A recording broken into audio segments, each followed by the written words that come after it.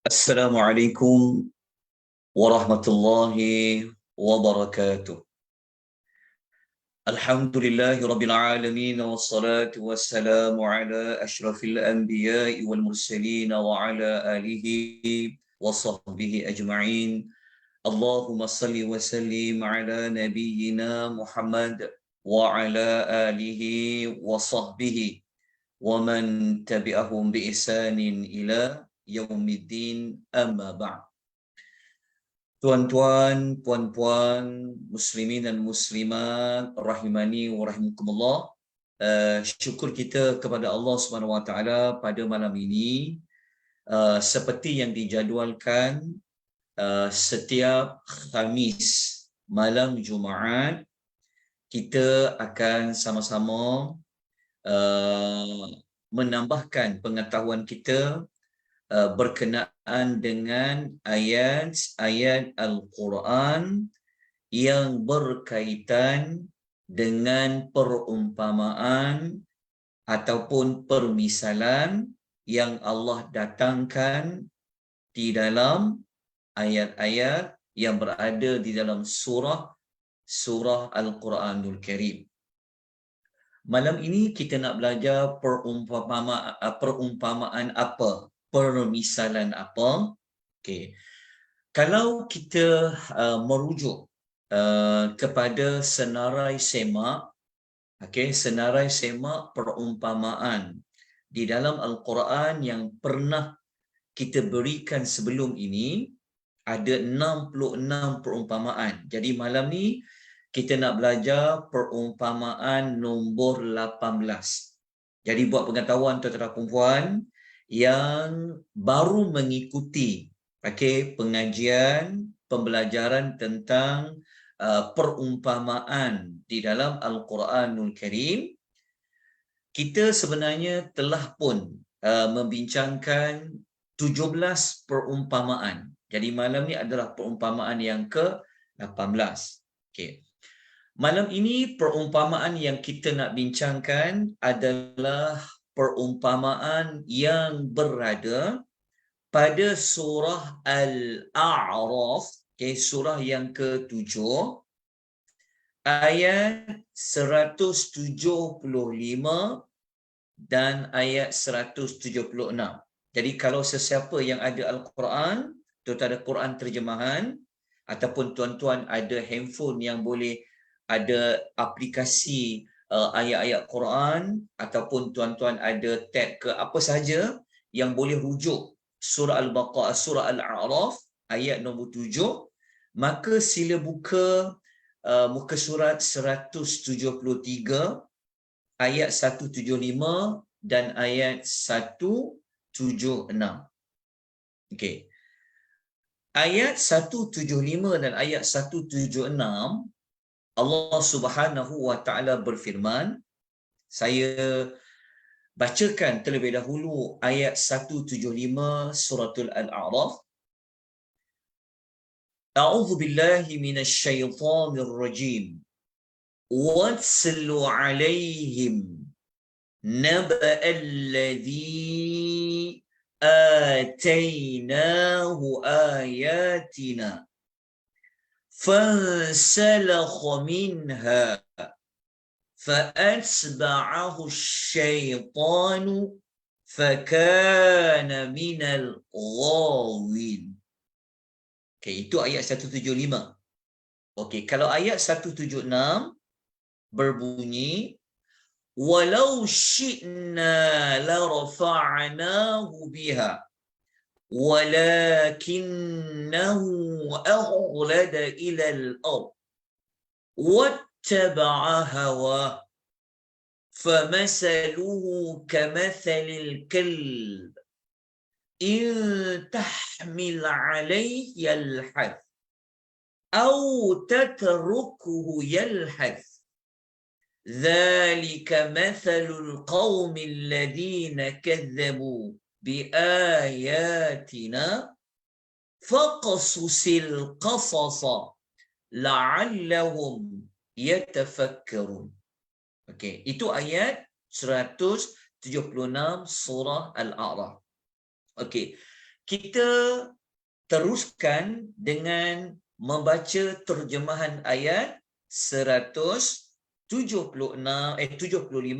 surah Al-A'raf. Allah Subhanahu wa taala berfirman yang bermaksud, dan bacakanlah kepada mereka. Maksudnya Allah memerintahkan kepada Nabi untuk membaca membaca kepada mereka, iaitu kepada siapa? Kepada orang-orang Yahudi, membaca kepada semua manusia tentang apa? Okey. Naba, tentang berita, tentang khabar, tentang cerita seorang yang kami telah berikan kepadanya ayat-ayat kami. Okey. Ayat ini Allah memberitahu ada seorang, ada seorang daripada hamba Allah, dia telah dikurniakan oleh Allah ilmu pengetahuan tentang ayat-ayat kami. Okey. Lelaki ini siapa? Seorang dekat sini siapa? Siapa yang dimasukkan dalam ayat 175 Al-A'raf ini yang berbunyi allazi atainahu? Siapa yang seorang itu? Okey. Para ulama tafsir sebenarnya berbeza pandangan dalam mendapatkan maklumat siapa seorang yang telah Allah ajar, Allah beri dia ilmu tentang ayat-ayat kami. Para ulama berbeza pendapat. Ada yang mengatakan dia ini namanya Bal'am bin Ba'urah. Ada yang bagi nama lain. Okey. Jadi untuk mudahkan kita, untuk mudahkan pembelajaran kita pada malam ni, kita mengambil pendekatan apa? Kita mengambil pendekatan selagi mana tiada ayat yang menjelaskan siapa seorang itu, namanya siapa, tidak ada hadis yang menyebutkan lelaki itu namanya siapa, walaupun ada banyak pendapat, ada kata nama dia sekian, ada kata nama dia sekian, yang popular lah disebut namanya Bal'am bin Ba'urah. Jawapannya kita katakan wallahu ta'ala a'lam. Allah lebih tahu sebenarnya lelaki ini siapa nama dia. Letaklah siapa pun, nama ni tak penting. Yang penting adalah watak lelaki yang Allah telah ajar kepada dia tentang ayat-ayat Allah. Okey. Perkara kedua yang saya nak tekankan adalah lelaki ini dia berada pada zaman siapa? Okey, dia berada pada zaman siapa? Ini pun berlakunya perbincangan yang panjang di kalangan para ulama tafsir. Okey.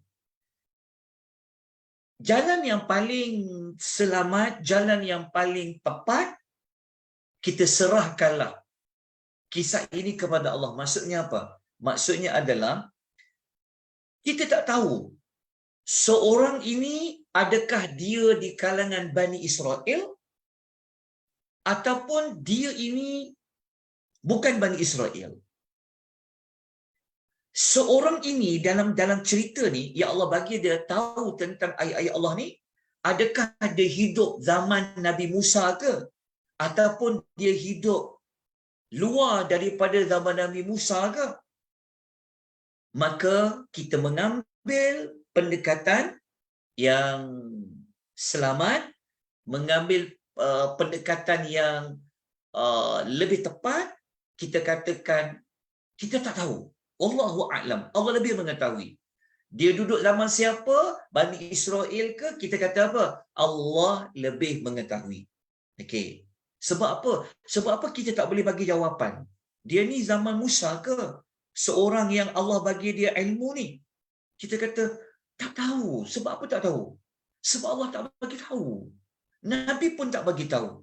Jadi kalau Allah tak bagi tahu, Nabi tak bagi tahu, maka ia tak penting untuk mengetahui dia ni duduk zaman siapa.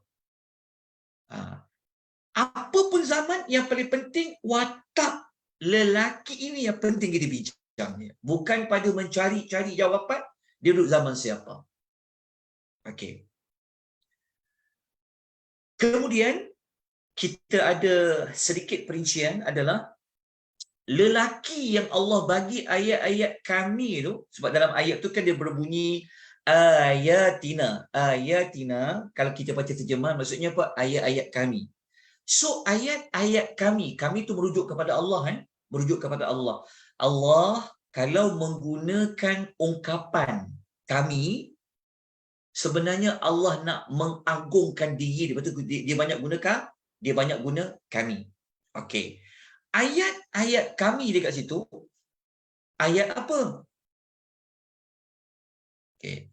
Para ulama tafsir pun tak dapat nak memberikan jawapan yang tuntas, yang muktamad. Ayat kami itu apa?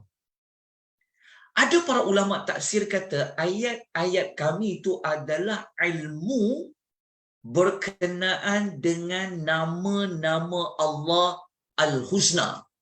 Itu masuk ayat-ayat kami. Ada para ulama tafsir kata pula ayat-ayat kami dalam ayat ini, apa maksud ayat-ayat kami itu? Ada para ulama tafsir kata ia adalah kitab. Dia adalah ilmu yang ada pada kitab. Kitab apa? Kan, apa nama kitab tu? Wallahu a'lam. Kita pun tak tahu. Jadi ayat-ayat kami tu kita boleh katakan bukan kita buat sangkaan, bukan kita teka-teka.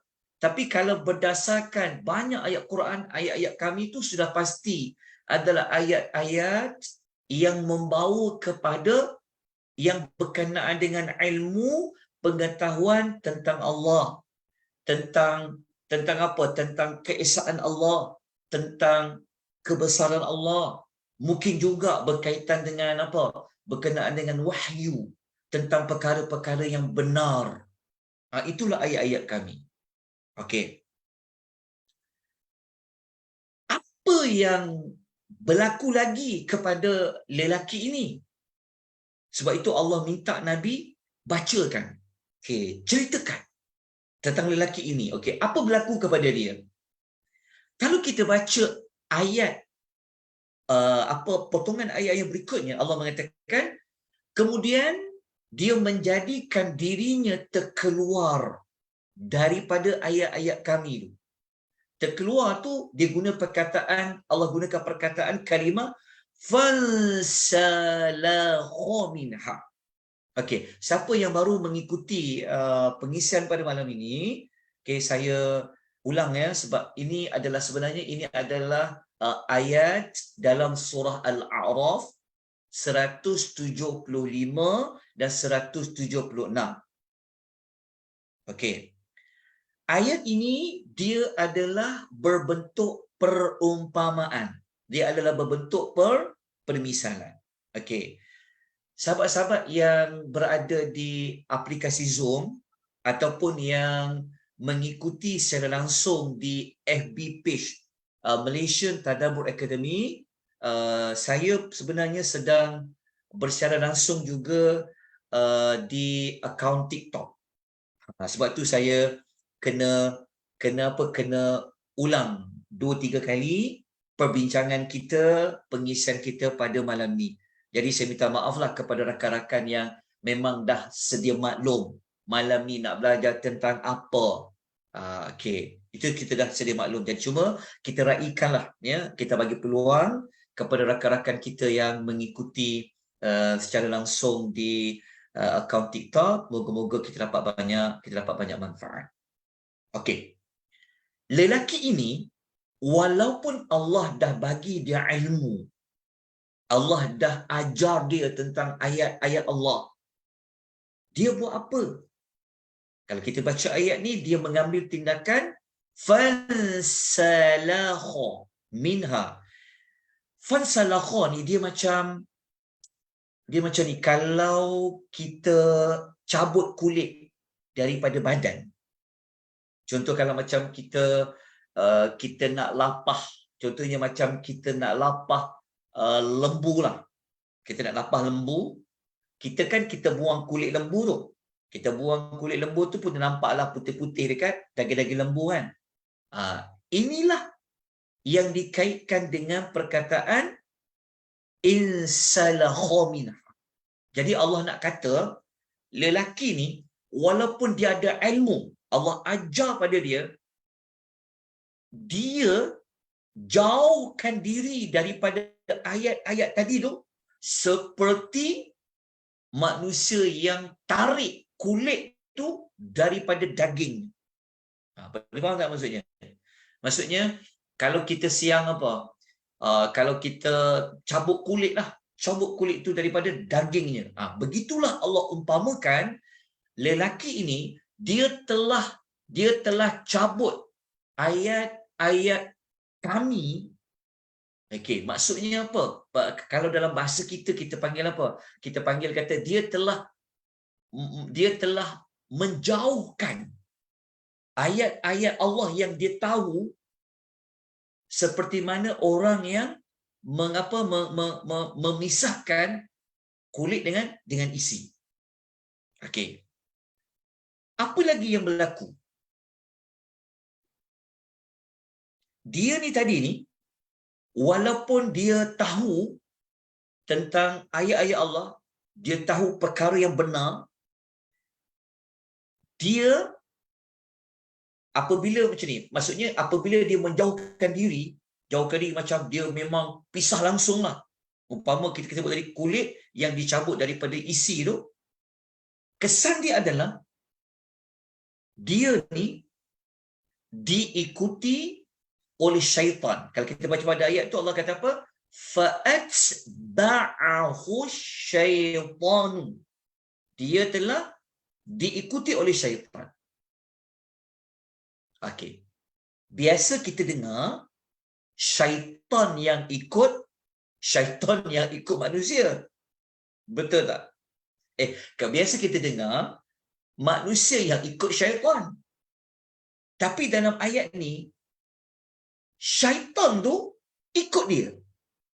Ikut siapa? Syaitan tu ikut lelaki ni, yang dia ni sebenarnya ada ilmu, tahu benda yang benar, tapi dia tak nak ikut benda yang benar tu. Dia jauhkan benda yang benar tu daripada diri dia. Maka kesan dia adalah syaitan tu ikut dia.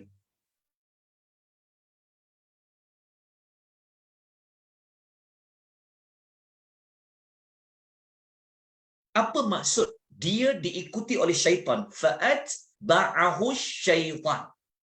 Kenapa? Apa maksud dia? Okey, ayat ini sebenarnya dia boleh dikaitkan dalam dua sudut lah. Dia boleh kaitkan juga dengan bentuk ayat. Contoh kita kata, dia ikut syaitan, syaitan pun ikut dia. Macam mana tu? Maksudnya begini. Lelaki ni, kenapa dia boleh ambil keputusan untuk dia tinggalkan ayat-ayat Allah walaupun dia tahu ayat itu? Salah satu daripada puncanya adalah kerana syaitan tu duduk hasut dia, maka dia pun ikutlah hasutan syaitan tu. Macam mana syaitan tu boleh hasut dia? Syaitan tu selalu ikut dia. Ikut dia ke mana-mana dia berada, syaitan tu ikut dia. Apabila syaitan dah ikut dia ke mana-mana, maka sudah pasti lelaki ini dia terdedah kepada apa? Kepada hasutan, bisikan, pengaruh daripada syaitan. Itulah maksud ayat ini, fa'atba'ahu syaitan. Dia diikuti oleh syaitan. Okey. Apabila syaitan dah jadi kawan rapat dia, syaitan dah jadi influencer kepada dia ni, maka Allah mengatakan pada ayat berikutnya, fakana minal ghawin, maka dia menjadilah orang-orang yang sesat. Okey, dia menjadi orang-orang yang sesat. Okey. Kenapa lelaki ini Allah letakkan dia di dalam kumpulan orang-orang yang ghawin, orang-orang yang sesat? Mudah je kita faham. Kita kan tahu sesat lawan dia apa? Kita tahu kan? Kita tahu hidayah lawan dia petunjuk, lawan dia kesesatan. Betul tak? Jalan yang lurus lawan dia adalah kesesatan. Ayat ini memberikan kita petunjuk sesiapa kalau dia meninggalkan, dia tak nak ikut ayat-ayat Allah, dia tak nak ikut wahyu, dia tak nak ikut petunjuk yang Allah bagi, dia tak nak ikut jalan yang benar, maka dia akan ikut jalan lain. Dia akan ikut jalan orang-orang yang sesat. Sebab jalan yang tak sesat, jalan yang lurus hanya ada pada wahyu. Jadi siapa-siapa yang tak nak ikut wahyu, dia tak nak ikut ayat-ayat Allah, maka dia takkan jumpa jalan yang lurus. Sebab sumber kepada nak pergi jalan yang lurus itu ada pada ayat-ayat Allah. Oleh sebab itulah Allah menggelarkan lelaki ini dalam surah Al-A'raf ayat 175, dia daripada orang-orang yang sesat. Dia jadi sesat juga. Kenapa? Kerana syaitan itu duduk ikut dia. Apabila duduk ikut, maka susahlah lelaki ini untuk dia berpatah balik nak pergi ikut wahyu yang telah dia tahu tu. Sebab apa? Sebab dia sendiri yang telah memilih untuk dia tak nak ikut. Umpama orang yang buang kulit daripada isi, dalam masa yang sama syaitan duk kejar-kejar dia.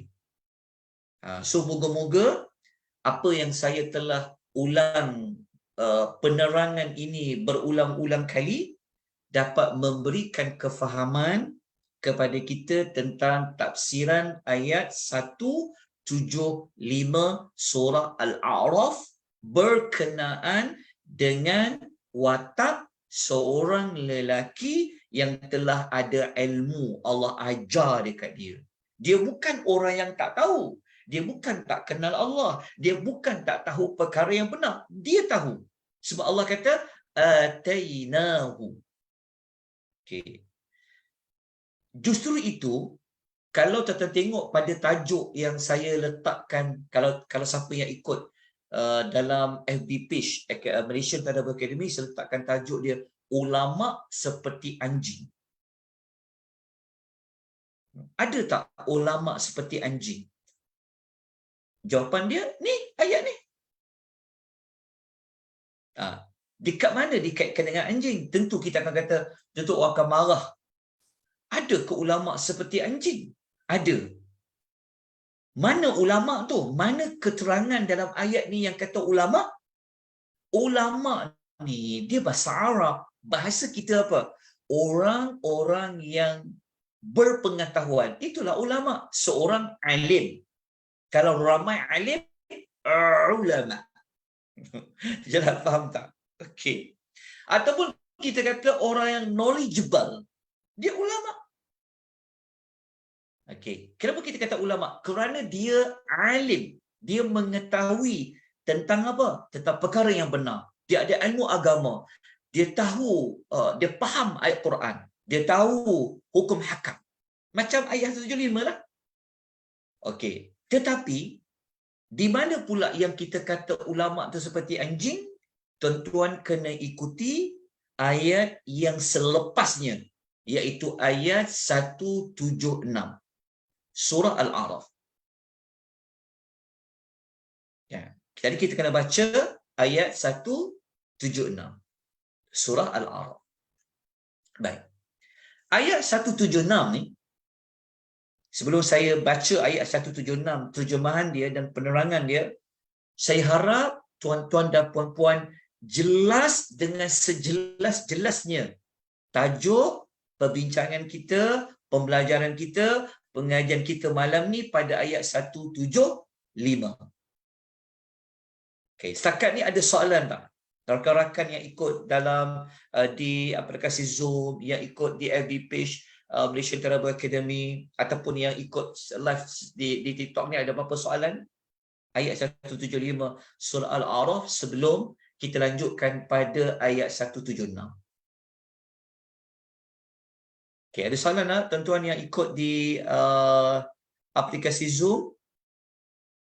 Boleh pair ke dot pair ni? Fahimtum? Faham, insya-Allah faham. Suara saya jelas tak? Boleh dengar tak? Jelas. Jelas Ustaz, jelas. Saya ingat saya cakap seorang-seorang ni, bimbang juga tengah-tengah malam ni kan. Dah kita mula lewat, sepatutnya 9 suku. Tapi kita mula agak lewat malam ni 9.25. Okey.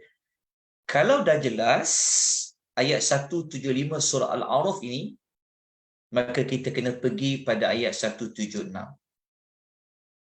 Okey, mesti kena baca ayat 176. Okey, ayat 176 ni Allah Ta'ala berfirman yang bermaksud. Kita dah baca ayat tadi. Allah mengatakan apa? Allah beritahu kepada kita. Terjemahan ayat. Maksud ayat Allah kata, dan kalau kami kehendaki, nescaya kami tinggikan darjatnya dengan ayat-ayat itu. Apa maksud dia? Sebenarnya Allah nak bagi tahu. Allah Ta'ala ni, dia boleh, Allah berkehendak untuk memilih lelaki tadi tu, yang dia ada ilmu tentang ayat-ayat Allah tadi tu, Allah boleh letakkan dia darjat yang tinggi. Allah boleh angkat dia ke darjat yang tinggi, sama ada darjat di dunia ataupun darjat di hari akhirat, dengan sebab ilmu. Okey. Faham yang ungkapan ayat yang baris ini dulu? Okey. Ayat ini menunjukkan apa? Apa pelajaran yang boleh kita ambil daripada ayat ini? Daripada ayat ini kita dapat pelajaran apa? Kalau kita ada ilmu, terutama ilmu berkenaan dengan ayat-ayat Allah, kita boleh baca Quran, kita boleh faham Quran, kita boleh tahu apa yang Allah nak sampaikan. Macam kita belajar ni, kita tahu tentang makna perumpamaan ni. Kan? So, kalau lagi kita pandai, lagi kita tahu tentang ayat-ayat Allah, kita tahu lebih, kita sangat mendalam ilmunya tentang ayat-ayat Allah, tahu hukum hakam, maka dengan tahu tu, Allah boleh angkat darjat kita ke darjat yang tinggi darjatnya. Okay. Sepatutnya lelaki ni, lelaki yang kita baca ayat 125 tu, yang kita kaitkan dengan ulama yang dia tahu tadi tu, sepatutnya pangkat ulama tu, pangkat pengetahuan tu, sepatutnya menjadikan dia mulia. Sebab Allah boleh angkat darjat dia. Tetapi lelaki itu pilih jalan apa. Apa jalan yang dipilih oleh lelaki itu? Kita kena baca ungkapan ayat yang berikutnya. Allah mengatakan lelaki ini walakinnahu, akan tetapi lelaki ini pilih apa? Ya. Lelaki ni dia telah pilih dua perkara. Apa dia pertama? Aghlada ilal ardi. Dia telah memilih untuk bermati-matian, cenderung kepada dunia. Maksud dia adalah lelaki ni sangat knowledgeable. Dia ulama. Dia mengetahui tentang isi kandungan wahyu tu. Dia sanggup. Dia lebih memilih apa? Dia nak dapat pangkat dunia. Dia lebih memilih dia nak nama. Dia memilih untuk daripada ilmu agama dia tu, dia boleh apa? Dia boleh gunakan ilmu agama tu untuk jadi kaya. Itu yang panggil istilah apa kat sini? Dia panggil istilah tunggang agama. Tunggang ilmu Al-Quran tu. Gunakan ilmu tentang wahyu tu. Untuk apa? Untuk dapatkan habuan dunia. Habuan dunia ni besar makna dia. Untuk jadi kaya. Untuk apa? Untuk kumpulkan follower. Untuk apa? Untuk jadi famous. Untuk apa? Untuk apa? Untuk apa? Untuk dikenali. Itu tujuan dia. Dia maksudnya sepatutnya ilmu yang dia tahu tu tentang ayat-ayat Allah tu sepatutnya apa? Sepatutnya dia kena apa? Dia kena gunakan untuk apa? Untuk pertahankan Islam, kena kata benda yang benar, dia kena tegas kepada siapa-siapa pun yang salah, kena kata salah. Dia tak boleh macam dia tahu Quran kata salah, tapi sebab dia takut ataupun disebabkan dia macam sagi kalau cakap nanti habis pangkat aku, habis jawatan aku, kena buang nanti ni, maka dia diamkan, dia tak nak cakap. Ataupun dia cakap juga tetapi dia ubah makna. Ada tak ulama macam zaman sekarang? Dia sangat pengetahuan dia, kelulusan Timur Tengah, banyak mengaji dia, tetapi dia sanggup memilih untuk dunianya. Mati-mati dia pilih untuk dunia dia. Faham tak maksudnya? Maksudnya dia faham tak memilih untuk dunia ni? Maksudnya dia lebih memilih untuk apa? Untuk kata orang, contoh. Macam dia tahu Allah kata ini riba. Dia tahu, faham ayat riba, dia tahu tentang riba.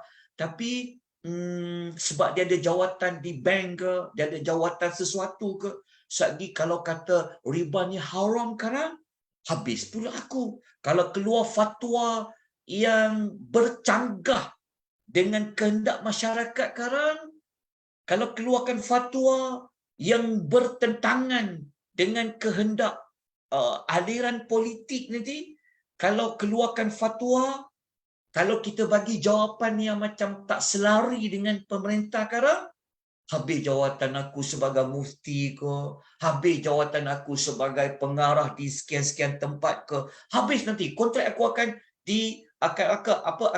hilang. Pangkat aku akan hilang.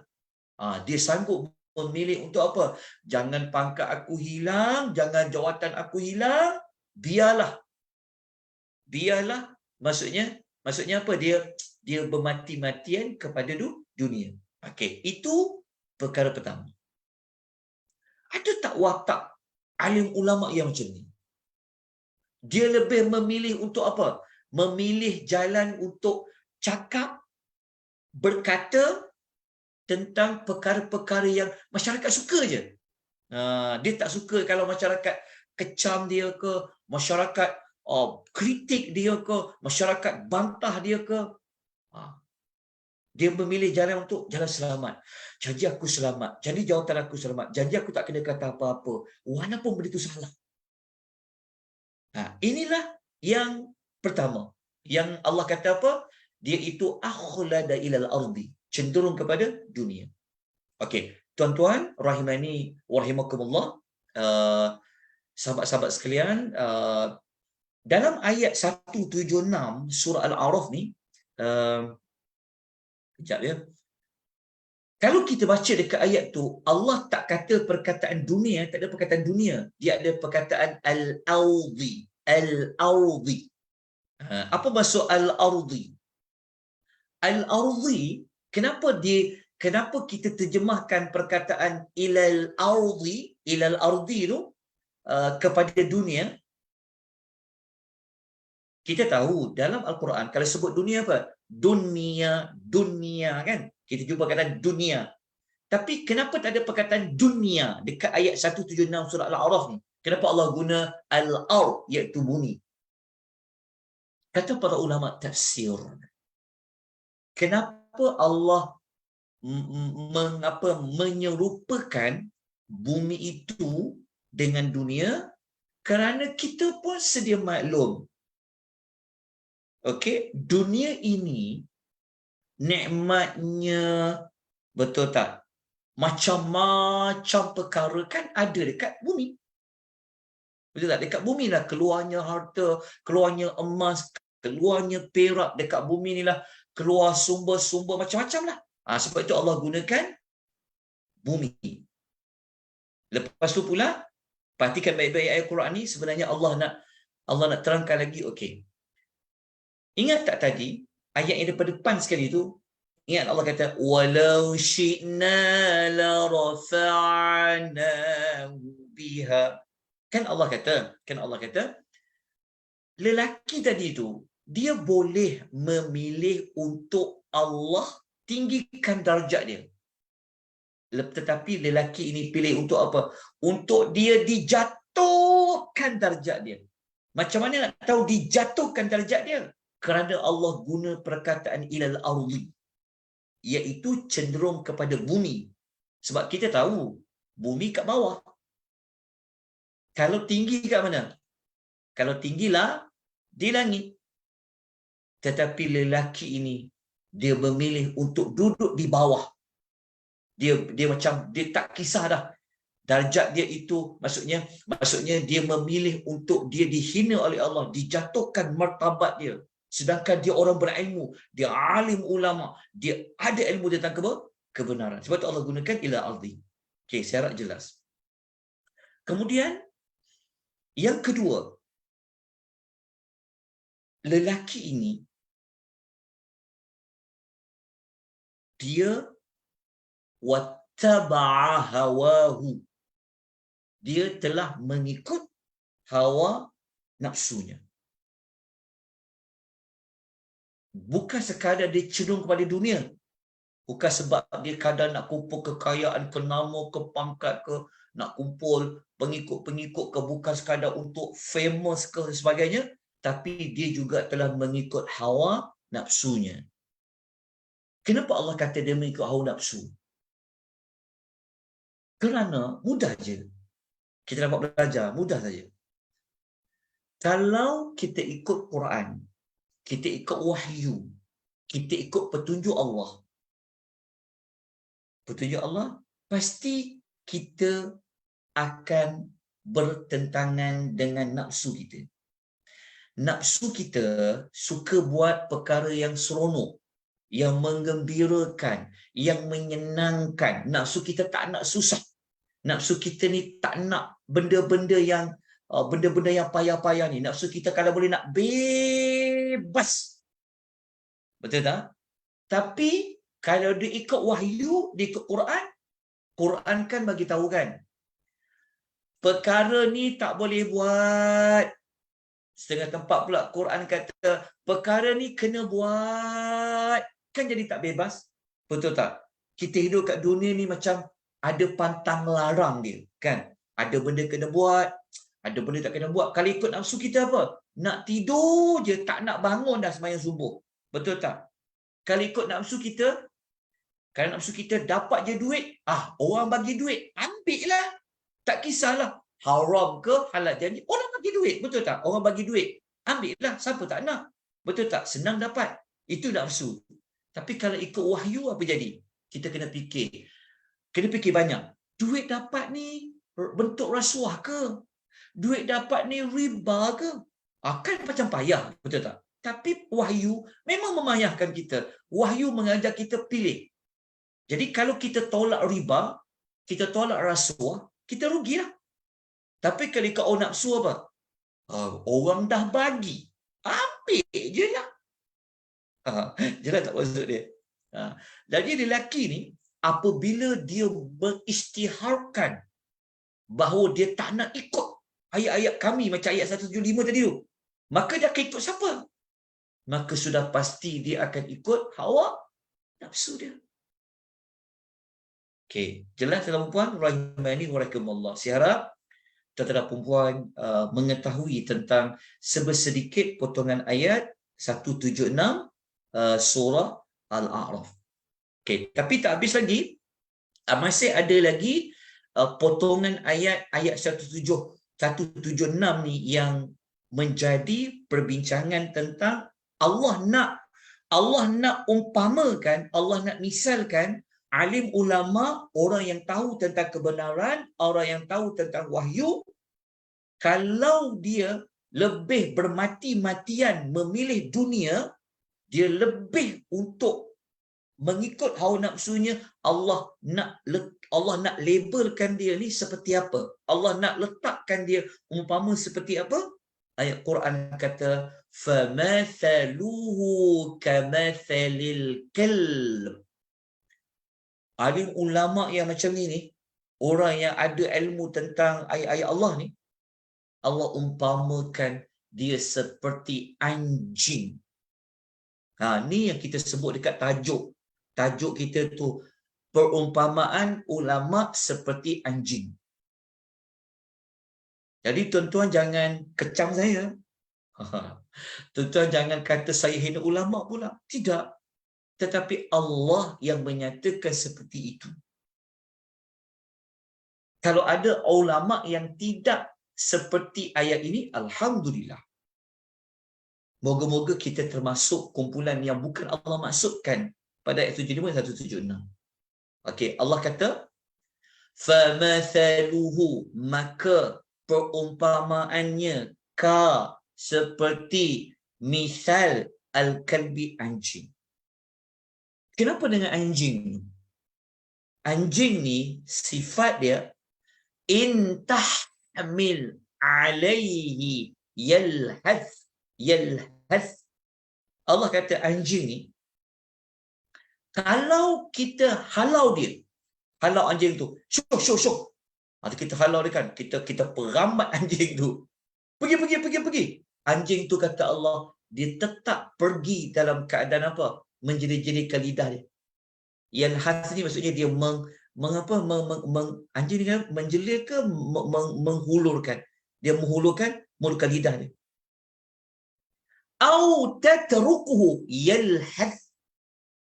Kalau kamu biarkan anjing tu, tak nak perambat anjing tu, tak nak halau anjing tu, biar anjing kat situ, dia tetap yalhath. Dia tetap menghulur, apa kita pakai anjing apa, menjelir, menghulurkan lidah dia. Okey.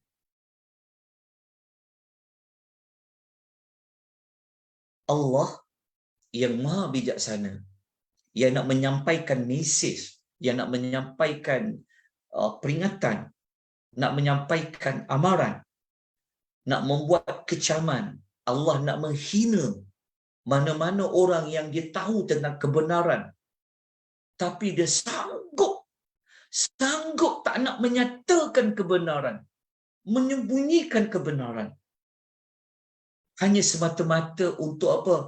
Cenderung kepada dunia.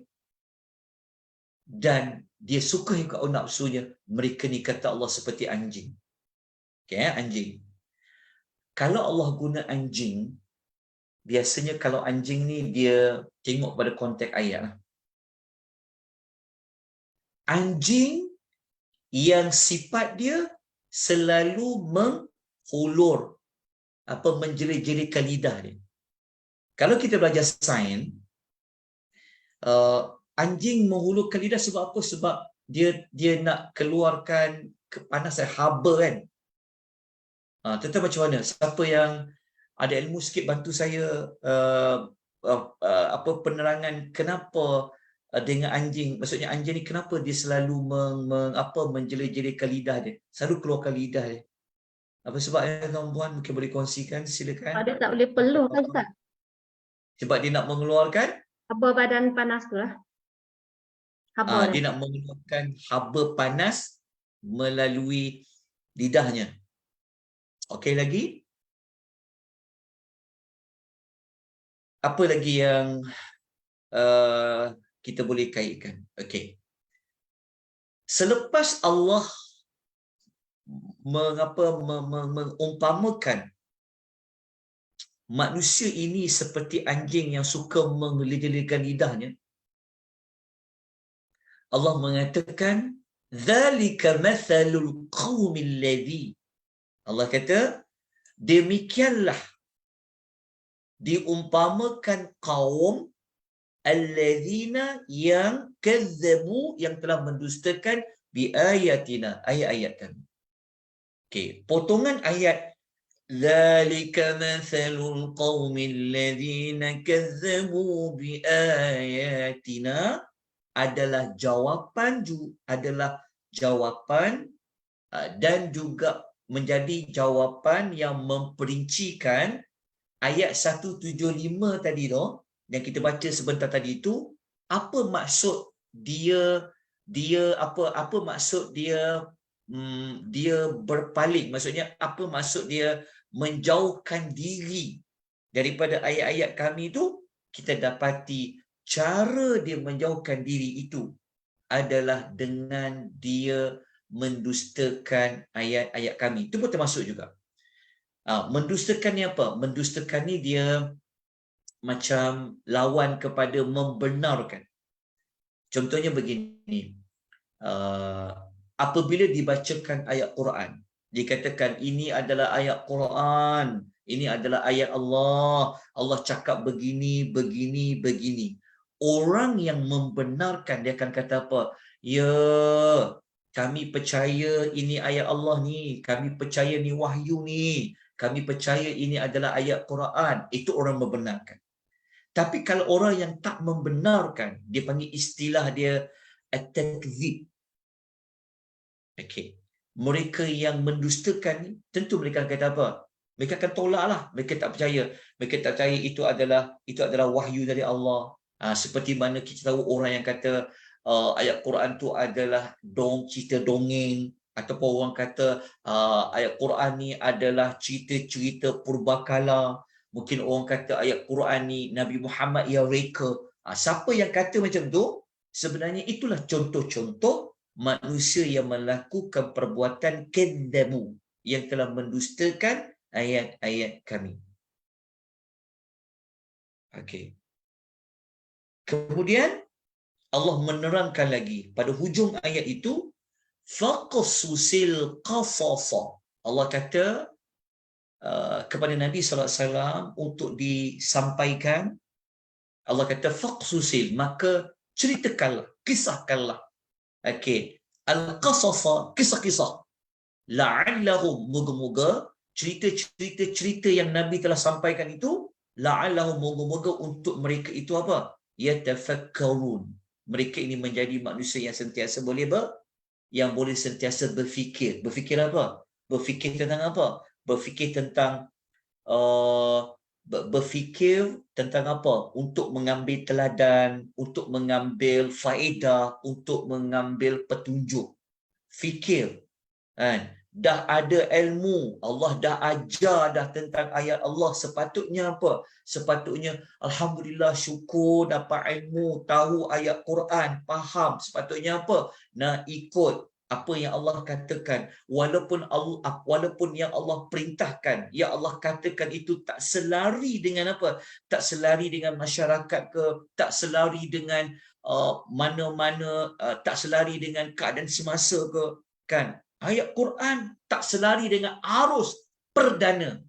Kita tetap kata apa? Quran kata ini kita akan ikut. Kita akan apply, kita akan praktiskan. Itulah kita akan cakap. Walaupun masyarakat tak suka ke, walaupun tak seiring dengan arus perdana ke, kan? Walaupun tak selari dengan kehendak masyarakat ke, tetap kita kena kata. Itulah di antara Allah suruh kita berfikir. Tetap. Walaupun ayat-ayat itu bertentangan dengan hawa nafsu kita. Selama ni kita perangai seperti ini, tapi ayat Quran kata ubah, maka kita ubah, lawan hawa nafsu kita. Moga-moga kita termasuk di antara orang berfikir. Lepas tu kita juga berfikir, teruk berbenarlah, Allah umpamakan macam anjing. Cuba tuan-tuan, kalau orang kata kepada kita, engkau ni tipah anjing, orang kata kau ni macam anjing. Orang tua kita selalu guna istilah anjing ni. Itu anjing apa? Macam anjing dengan bayang-bayang. Macam apa lagi? Macam apa tu? Macam anjing kura. Orang Melayu selalu guna perumpamaan yang dekat dengan anjing ni. Jadi Allah sendiri telah pun menggunakan perumpamaan dengan anjing tadi yang menghulurkan lidahnya. Cuma kita belum dapat membincangkan lagi apa fawaid ataupun ibrah daripada perumpamaan ayat 175 dan 176 ni. Yang ini kita kena bincangkan pada siri yang kedua insya-Allah. Sebab waktu pun sudah lanjut, dah masuk jam 10.21. Kita dah bersiaran di atas talian Zoom, di atas talian FB page Malaysian Tadabbur Academy, dan juga di TikTok ni sebenarnya hampir dekat-dekat 1 jam dah. Jadi untuk apa? Untuk dapatkan apa teladannya, apa pengajarannya, dan apa kita kena buat setelah faham perumpamaan pada ayat 176 ni, maka apa kita kena buat? Apa kita kena ubah? Apa yang kita kena tambah baik? Sebab kita faham Quran bukan sekadar, macam tu ya cerita dia, teruknya Allah samakan macam anjing yang menjerit-jeritkan lidahnya, hinanya lah orang tu. Bukan sekadar kita nak kata hinanya, teruknya umpama macam tu. Tetapi mesti kena ada perubahan. Mesti kena ada action plan. Mesti kena ada sesuatu kita kena buat. Sebab tu sesiapa yang mengikuti slot-slot tadabbur yang oleh Akademi Malaysia, selepas kita belajar tafsiran ayat, kita akan senaraikan pengajaran 1, pengajaran 2, pengajaran 3, pengajaran ikut kepada konteks ayat. Bukan sekadar tahu pengajaran, kita juga akan menyenaraikan tindakan selepas tadabbur 1, tindakan selepas tadabbur 2, action plan nombor 3, action plan nombor 4. Tengok kepada konteks ayat. Cuma malam dah agak lewat, saya pun ada urusan yang perlu saya selesaikan.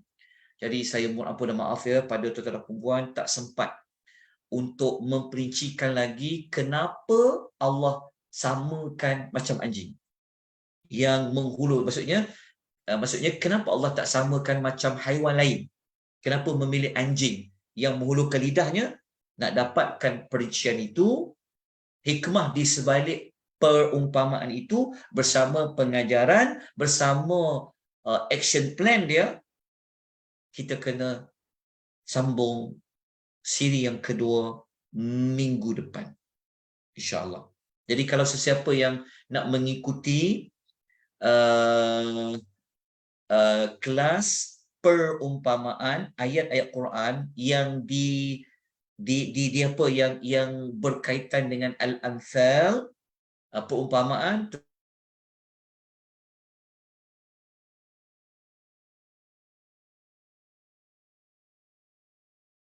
Khamis malam Jumaat. Khamis malam Jumaat. Selepas Isyak 9 suku, kita akan terus jalankan pengajian kita buat setiap minggu.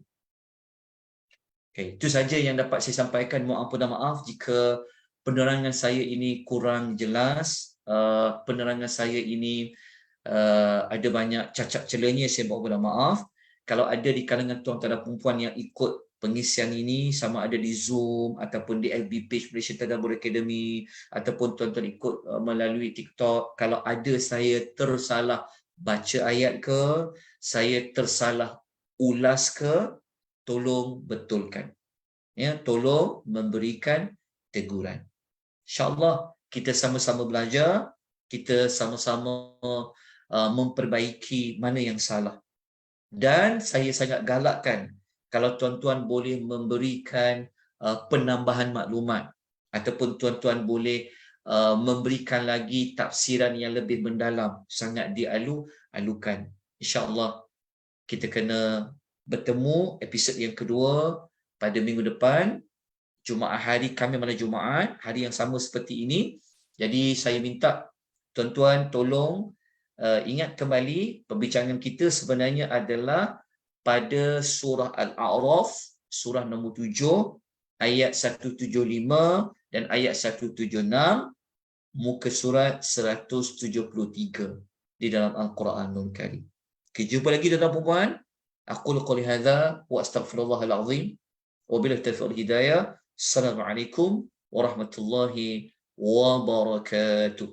Subhanakallahumma wa bihamdika asyhadu an la ilaha illa anta astaghfiruka wa atubu ilaik. Jazakallah khair Ustaz. Terima kasih Ustaz. Terima kasih semua.